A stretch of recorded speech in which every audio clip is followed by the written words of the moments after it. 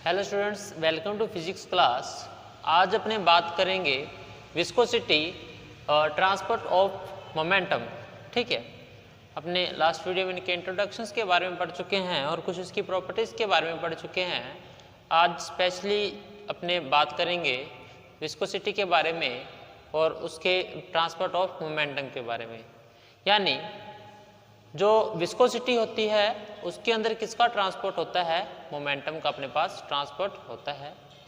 अब देखो, मैं एक लिक्विड है, ठीक है, कोई द्रव्य भी मान सकता हूं इस प्रकार से। इसके अंदर दो मैं लेयर मानता हूं, ठीक है, इसके अंदर भी लेयर्स आएगी। पहले मैं अब मेनली दो लेयर्स मानता हूं। ये इसकी मोस्ट ऑफ बॉटम्स लेयर है, ये इसकी टॉपेस्ट लेयर है, ठीक है। इस लेयर को मैं नाम दे रहा हूं ए और बी, इसको दे रहा हूं सी और इसको दे रहा हूं डी, ठीक है।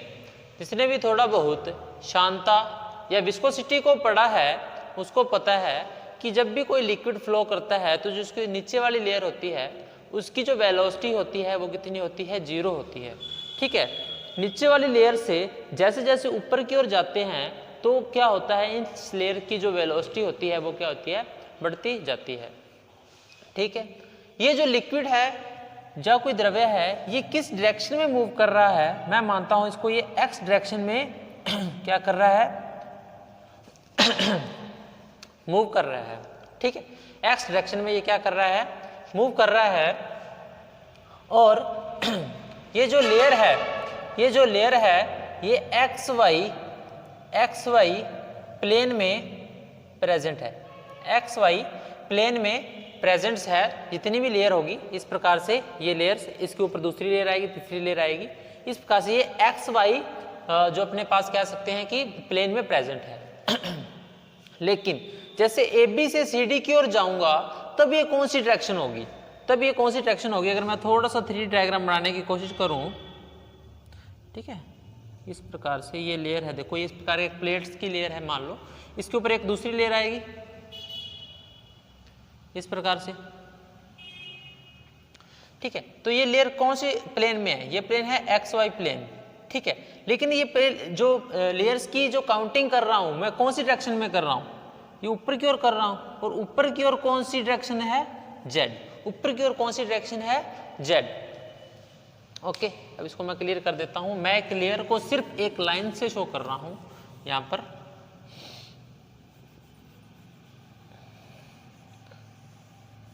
थोड़ा सा रिपीट कर देता हूं इसको। ये अपने पास मोस्ट ऑफ जो बॉटम लेयर है इसकी, ये है ए बी। अच्छा, इसकी वेलोसिटी कितनी होगी? वी एक्स डायरेक्शन में फ्लो कर रहा है ना, तो इसकी वेलोसिटी होगी अपने पास 0। क्यों? क्योंकि इसकी सबसे नीचे वाली लेयर है, ठीक है। इसकी जो वेलोसिटी है वो वी एक्स के अपने पास मैक्सिमम वेलोसिटी, इसको मैं मानता हूँ, ठीक है। इसकी मैं वेलोसिटी क्या मान रहा हूँ? मैक्सिमम वेलोसिटी इसकी मार रहा हूँ एक्स डायरेक्शन में, ठीक है। अब देखो, अब जैसे जैसे मैं ए बी से ऊपर की ओर जाऊंगा क्या होगा? ए बी से मैं ऊपर की ओर जाऊंगा, मान लो एक लेयर ये है, एक लेयर अपने पास ये है और एक लेयर अपने पास ये है, ठीक है। इस प्रकार से मैं ऊपर की ओर जा रहा हूं, तब वेलोसिटी क्या होगी? वेलोसिटी तब क्या होगी? बढ़ेगी। या ये कहूं कि वेलोसिटी में चेंज जेड डायरेक्शन की दिशा में जाने पर ही अपने पास क्या होता है? वेलोसिटी में चेंज आ रहा है। तो जो ग्रेडियंट आएगा, जिसको अपने क्या बोलते हैं? प्रवणता, वो कौन सी डायरेक्शन में आ रही है? जेड डायरेक्शन में आ रही है, ठीक है, जेड डायरेक्शन में आ रही है। किस में प्रवणता आ रही है? किस में ग्रेडियंट आ रहा है? वेलोसिटी में। तो देखो, डी वी एक्स अपॉन में डी जेड अपने पास क्या आएगा? ग्रेडियंट आएगा। ये मैं कहूँ कि अपने पास वेलोसिटी ग्रेडियंट अपने पास आएगा डी वी एक्स अपॉन में डी जेड। ये अपने पास चीज अपने पास इसके अंदर आ जाएगी, ठीक है। अब ये वाली लेयर है, इस लेयर की वेलोसिटी ए बी, इसको देखो मैं मान लेता हूँ, ये P है, ये Q है, ये R है।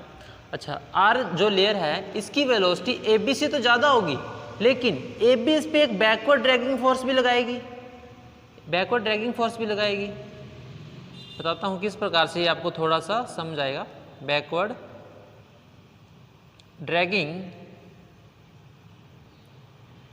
फोर्स, जिसको अपने क्या बोलते हैं, पृष्ठ कर्षण बल। ठीक है, पृष्ठ कर्षण बल।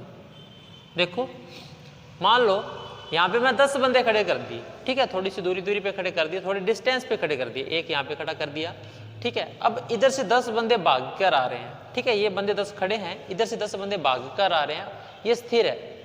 अब जब आएंगे ये इसको रोकेंगे, थोड़ा इनको क्या होगा, डिस्टर्बेंस होगी, है ना, थोड़ी सी डिस्टर्बेंस होगी, क्योंकि ये खड़े हुए हैं, थोड़ी सी इनको डिस्टर्बेंस ज़्यादा होगी, है ना। तो ये एक तरह का फोर्स लगा देते हैं बैकवर्ड, उसको थोड़ी सी स्पीड को कम कर देते हैं। अच्छा, ये वेलोसिटी स्थिर है, ये वेलोसिटी जो अपने ये लेयर अपने पास AB, ये अपनी इसकी वेलोसिटी क्या अपने पास 0, तो ये तो अपने खड़ी हुई है, लेकिन R जो अपने पास है ये क्या अपने पास मूव कर रही है, तो ये इसको रोकेगी, थोड़ा सा तो इस पर अपने कह सकते हैं फ्रिक्शन लगाएगी ना, थोड़ा सा घर्षण इस पे लगाएगी, ठीक है। अब जो 10 बंदे मैंने यहाँ पे खड़े किए थे और 10 बंदे यहाँ से भाग कर आ रहे थे, मैं यहाँ पे जो खड़े बंदे हैं उन खड़े बंदों को मैं क्या कर रहा हूँ, थोड़ा सा मूव कर रहा हूँ, थोड़ा सा मोशन कर रहा हूँ, ताकि वो भी दोनों भी भागे, इधर से भी भाग रहे हैं, इधर से भी भाग रहे हैं, अब दोनों साथ में भाग रहे हैं। अब कोई दिक्कत नहीं होगी, क्योंकि किसी प्रकार का घर्षण नहीं लगेगा भी तो पहले से कम उनको दिक्कत आएगी भागने में, ठीक है। ये होता है अपने पास बैकवर्ड ड्रैगिंग फोर्स, यानी AB लेयर तो खड़ी है अपने पास, लेकिन R जो लेयर है ये मूव कर रही है, तो इसको एक बैकवर्ड फोर्स लगता है, ठीक है। अब ये लेयर मूव कर रही है, अपने को पता है, ठीक है। इसकी वेलोसिटी मैं मान लेता हूँ, मान लो इसकी वेलोसिटी 5 है, ठीक है, 5 सीधा कोई यूनिट नहीं मान रहा, इसकी वेलोसिटी 5 है। Q जो लेयर है इसकी वेलोसिटी क्या होगी, अपने को पता है ये 5 है तो ये 7 होगी, ये कोई ज़्यादा वेलोसिटी की होगी, ठीक है। अब ये 7 वाला, ये 5 वाली, अब भी थोड़ी दिक्कत होगी, थोड़ा सा तो कम लगाएगी, ड्रैगिंग फोर्स जरूर लगेगा लेकिन कम लगेगा इसकी अपेक्षा इसकी ड्रैगिंग फोर्स के अपने पास कम लगेगा, ठीक है। इस प्रकार से इस ड्रैगिंग फोर्स लगता है अपने पास, इस प्रकार अपने के पास क्या लगता है, एक ड्रैगिंग फोर्स अपने पास लगता है। और यही जो ड्रैगिंग फोर्स है, इसी ड्रैगिंग फोर्स को अपने बोलते हैं विस्कस फोर्स, ठीक है। विस्कस फोर्स जिसको बोलते हैं अपने पास शायन बल, ठीक है, शायन बल, ठीक है। अच्छा, जब ये R लेयर मूव कर रही थी, अपने साथ पार्टिकल्स को भी मूव कर रही थी, पार्टिकल मूव कर रहे हैं तो वो पार्टिकल अपने साथ क्या मूव करेंगे, लेके अपने साथ मोमेंटम भी लेके जाएंगे कुछ ना कुछ, ठीक है। अब जिसकी वेलोसिटी ज़्यादा होगी वो उतना ही ज़्यादा कैरी करेगा मोमेंटम को, उतना ही अपने पास ट्रांसपोर्ट को क्या करेगा, कैरी। अपना मेन टॉपिक ये है कि अपने ट्रांसपोर्ट ऑफ मोमेंटम बढ़ना है, कि कौन ज़्यादा ट्रांसपोर्ट ऑफ मोमेंटम करता है, तो R जो लेयर है ये ज़्यादा कैरी करेगा मोमेंटम अपने पास AB लेयर की तुलना में, ठीक है। ये अपने पास शायन बल है, ठीक है। अब ये कह सकते हैं कि जैसे जैसे वेलोसिटी बढ़ती है वैसे वैसे अपने पास जो ट्रांसपोर्ट ऑफ मोमेंटम है, या ये कहूँ जो संवेग का अभिगमन है, ये अपने पास भी बढ़ता जाता है, ठीक है। ये अपने पास क्या बढ़ता जाता है। ये अणु है, जो ये पार्टिकल्स है, ये वाले पार्टिकल्स है अपने पास नीचे, ये जब एक्स डायरेक्शन में जाएंगे जो मोमेंटम होगा वो नीचे की ओर आएगा, मोमेंटम क्या आएगा, नीचे की ओर आएगा।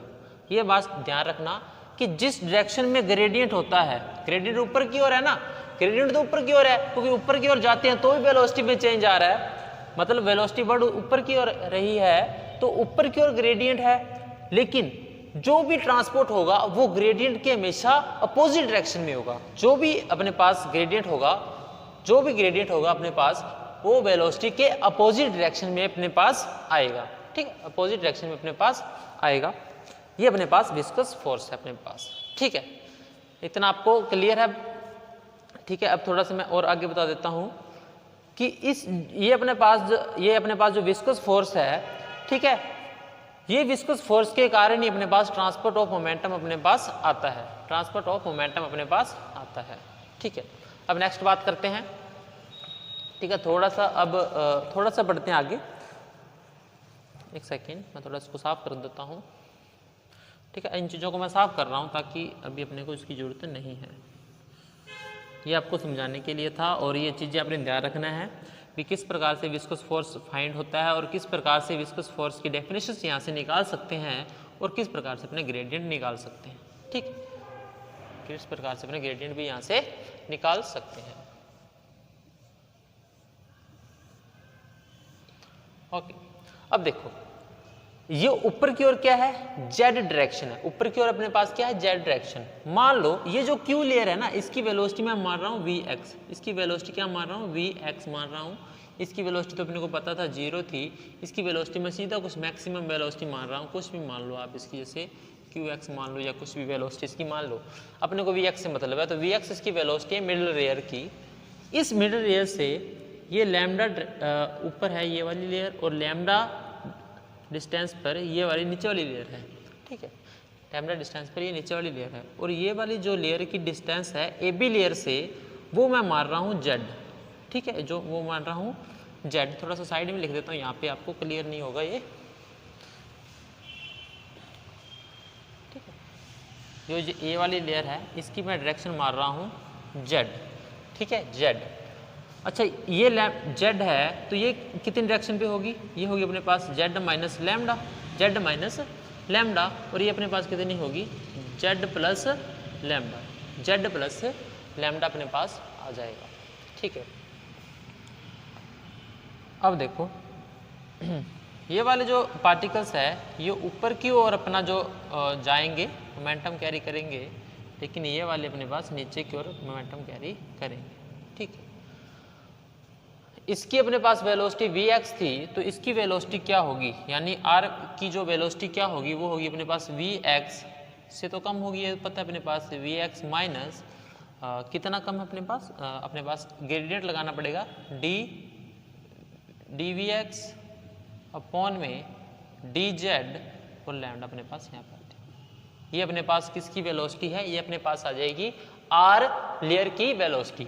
अच्छा इसकी क्या वेलोसिटी होगी, इसकी वेलोसिटी होगी अपने पास Vx plus lambda dVx over dz, ठीक है। ये अपने पास वेलोसिटी होगी P लेयर की, ठीक है, Q लेयर की तो अपने पास Vx है ही, उन्हीं से इनकी वेलोसिटी अपने फाइंड कर ली है, ठीक है, उन्हीं से अपने इनकी क्या वेलोसिटी फाइंड कर ली है।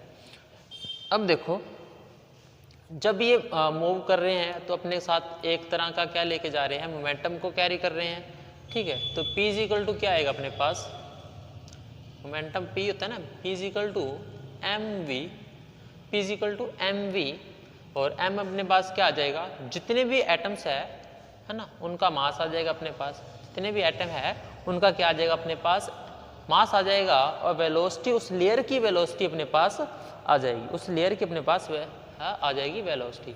अगर मैं P से Q की ओर बात करता हूं तब जो मोमेंटम आएगा, P से Q की ओर बात करता हूं तब जो मोमेंटम आएगा, तब आएगा अपने पास m, वेलोसिटी आएगी अपने पास Vx प्लस dVx अपॉन में dz, और यहाँ पे आ जाएगा लैम्डा, ठीक है। और अगर मैं R से Q की बात करता हूँ तब आएगा अपने पास मास m Vx minus lambda dVx upon में dz, dVx अपॉन में dz अपने पास मोमेंटम अपने पास आ जाएगा, ठीक है। नेक्स्ट बात, अब देखो अगर मैं ये PQ है, ठीक है, अगर ये PQ है, इसके अंदर जो एटम्स है ये मूव कर रहे हैं, अपने को पता है ये कितनी डायरेक्शन में मूव कर सकते हैं, अपने को पता है 3 डायरेक्शन अपने पास, 3 डायरेक्शन होती है अपने पास x, y और z, x, y और z। लेकिन एक जो अपने पास एटम है वो तो एक ही डायरेक्शन में जा सकता है ना, या तो x में जाएगा या y में जाएगा या z में जाएगा, ऐसा तो नहीं एक साथ ही वो x में भी चला जाएगा, y में भी चला जाएगा, z में भी चला जाएगा, ऐसा पॉसिबल नहीं है। तो इसके लिए अपने उसकी प्रायिकता निकाल सकते हैं कि एक बार में वो एक ही डायरेक्शन में जा सकता है, भी 1/3 जा सकता है x के लिए, और y के लिए भी 1/3 में जा सकता है, और z के लिए भी अपने पास 1/3 डायरेक्शन में जा सकता है, ठीक है। अब देखो ये सिर्फ 3 ही डायरेक्शन अपने पास होगी या इससे भी ज़्यादा डायरेक्शन होगी, इस पे अपने को सोचना है, ठीक है। तो ये जो डायरेक्शंस है ये 3 नहीं होगी, ये 3 से भी अपने पास क्या होगी ज़्यादा, x में जा सकता है, y में जा सकता है, क्या ये -x में भी जा सकता है, -y में भी जा सकता है, और -z में भी जा सकता है। टोटल डायरेक्शन अपने पास होगी जो टोटल डायरेक्शन होगी अपने पास 6, तो जो ये चीज़ लिखी थी अपने पास गलत है, ये अपने पास आएगा 1/6। 1/6 यानी एक एटम की एक डायरेक्शन में जाने की जो प्रोबेबिलिटी है या प्रायिकता है वो कितनी अपने पास 1/6 है। वो कितनी अपने पास 1/6 है। ठीक है, एटम्स की संख्या मैं मान लेता हूं n है अपने पास। एटम की संख्या अपने पास कितनी है? n है। अगर इस जगह पे जो वॉल्यूम है वो मैं लैम्डा मानता हूं, इस जगह पर जो वॉल्यूम है वो लैम्डा मानता हूं, तो इस वॉल्यूम लैम्डा में एक अणु के जाने के लिए जो प्रायिकता 1/6 है, अणु की संख्या n हो जाएगी, तो वो अपने पास इस प्रकार से इसकी वैल्यू अपने पास आ जाएगी। जो ट्रांसपोर्ट ऑफ मोमेंटम करेंगे एक डायरेक्शन में, उनके अणुओं की संख्या 1/6 n लैम्डा अपने पास आ जाएगा। ठीक है, अब देखो अपने को पता है कि जब ये एटम्स है मूव करते हैं, ठीक है, जब ये एटम मूव्स करते हैं इनकी जो वेलोसिटीज होती है वो वेलोसिटी होती है अपने पास, कौन सी वेलोसिटी होती है? माध्य वेलोसिटी या मीन वेलोसिटी जिसको बोलते हैं अपने पास c बार। ठीक है, मीन वेलोसिटी बोलते हैं c बार। मीन वेलोसिटी जो इनकी क्या होती है अपने पास, मीन वेलोसिटी लिख रहा हूं c बार। P से Q की ओर आ रहे हैं तो Q को पार करने में कितना टाइम लगेगा, क्योंकि अगर डिस्टेंस अपने पास ये लैम्डा है, इनकी वेलोसिटी c बार है, तो अपने को क्या निकालना है? क्या निकालना है अपने को टाइम निकालना है। तो अपने पास आ जाएगा जो लैम्डा अपने पास क्या आ गई, इसकी मैं बोलूँ कि दूरी आ गई, और नीचे अपने पास क्या आ गया? वेग आ गया। तो अपने पास क्या निकल गया? तो अपने पास क्या निकल गया? टाइम अपने पास निकल गया। तो जो टाइम लगा ना इनको P से Q को पार करने में, वो लगा lambda by c bar, lambda by c बार इनको टाइम लगा। लेकिन मेरे को तो एकांक समय निकालना है, मेरे को पूरे आयतन के लिए नहीं निकालना, मेरे को तो सिर्फ एक पार्टिकल के लिए और इतने यूनिट एरिया को पार करने में, इतने वॉल्यूम को पार करने में कितना समय लगा, मेरे को वो उससे मतलब है ना। मेरे को तो सारे से मतलब कोई भी नहीं है कि P को Q कितना पार करता है। ठीक है, तो मैं यूनिट एरिया के लिए जब टाइम निकालता हूँ, ये कहूँ कि यूनिट एरिया में कितने एटम्स अपने को ट्रेवल करेंगे, कितने एटम्स इस लेयर Q को पार करेंगे, उनकी संख्या से मतलब है। तो मैं लिखता हूँ 1/6 n लैम्डा बाय c बार।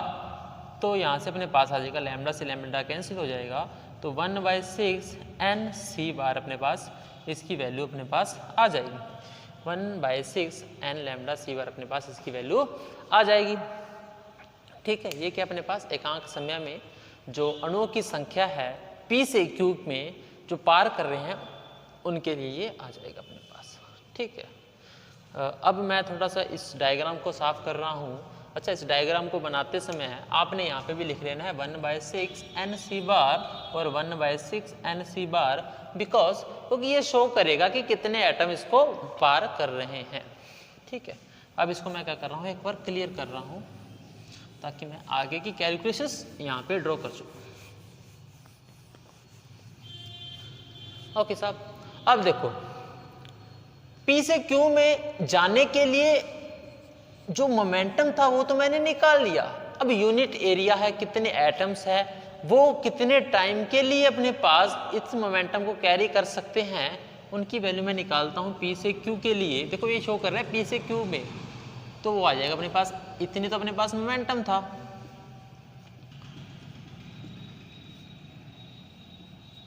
ठीक है, इसको मैं मल्टीप्लाई करता हूँ, ये जो वैल्यू आई है 1/6 n c बार से, 1/6 n c बार से, ऐसा ही अपने पास आ जाएगा R से Q के लिए। तो m b x d v x, यहाँ पे लैम्डा आएगा, लैम्डा, और d z 1/6 n c बार। ठीक है, अच्छा मेरे को नेट वैल्यू निकालनी है। ठीक है, परिणामी वैल्यू निकालनी है इसकी, तो क्या करूँगा, इन दोनों को माइनस कर दूंगा। अप्रोक्सीमेट ये ज़्यादा मोमेंटम जो इसकी बल, इसका फोर्स ज़्यादा होएगा इसकी तुलना में, तो अपने इसको लिख सकता हूँ पहले और इसको माइनस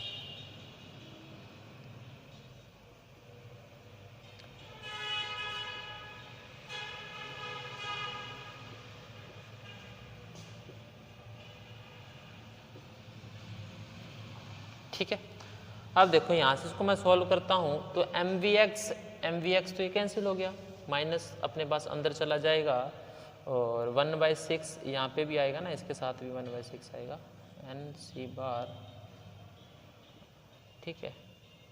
ये माइनस अंदर जाएगा, ये माइनस आ जाएगा, ये भी माइनस आएगा, मतलब यहाँ से 2 तो आ जाएगा, ठीक है। ये दोनों जुड़ जाएंगे तो 2 तो आएगा, 2 इसको कैंसिल कर देगा तो 1/3 रह जाएगा अपने पास, ठीक है। 1/3 रह जाएगा। अगर ना समझ आए तो देख लेना, बाकी कैलकुलेशंस है, इजी हो जाएगा अपने पास। एम लैम्डा डी एन भी आएगा, एन लिख देता हूँ पूरा, M N C bar lambda D V X upon में डी जेड, जो अपने पास क्या आ जाएगा, नेट परिणामी फोर्स आ जाएगा, ठीक है। यही फोर्स अपने पास क्या है, शाइन फोर्स है, ठीक है। ये शाइन फोर्स की वैल्यू होती है, इसको क्या लिख देते हैं, नीटा भी लिख देते हैं, क्या लिख देते हैं, नीटा।